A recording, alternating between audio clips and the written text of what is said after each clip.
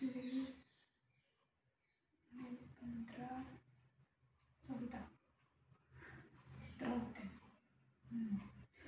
मला तरी हा हिशोब बरोबर वाटतोय. सुकू तू एकदा चेक करा. काही कमी आहे का सुकू?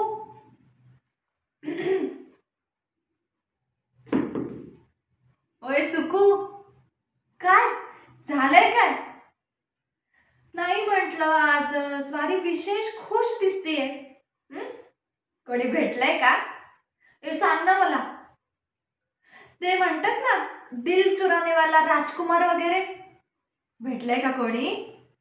सांग ना, सांग. भेटलंय?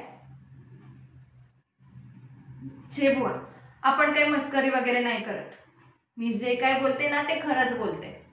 सांग ना मला, कोणी भेटलंय का? हे बघ सुकू, आता ना तुझ्याकडे हृदय आहे आणि आई अंबाबाईच्या कृपेने ना ते तुला मिळालंय. त्यामुळे ना मला तरी असं वाटतंय बघ की हे हृदय ज्याचं कोणाचं आहे ना, त्या हृदयावर प्रेम करणारं कोणतरी असेलच. आणि बघ ते ना तुला शोधत शोधत इथपर्यंत येईल.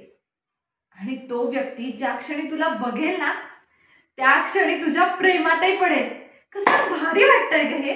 हा, फिल्मी काय? फिल्मी वगैरे काही नाही. मी मनापासून बोलते. बरं ते सगळं सोड. आज आपण जेवायला काय पक्वान्न बनवायची ते मला सांग. मला तर खूप भूक लागली.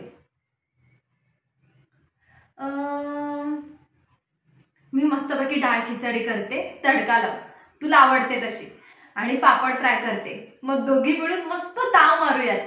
काय पक्वान्न फस्त. सुकन्या, खरंच असं पक्वान्नांनी भरलेलं ताट आपल्या नशिबात येईल का ग? आणि कधी येईल?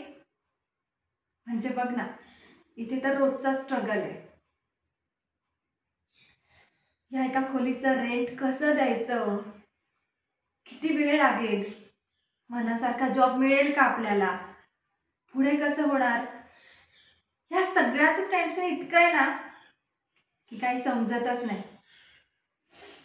खरंच आता ना आयुष्यात काहीतरी चांगलं इंटरेस्टिंग व्हायला पाहिजे. सेटल व्हायला पाहिजे आपण आता. खरंच. हे सुकू, अरे मी टेन्शन घेते आणि तुलाही देते.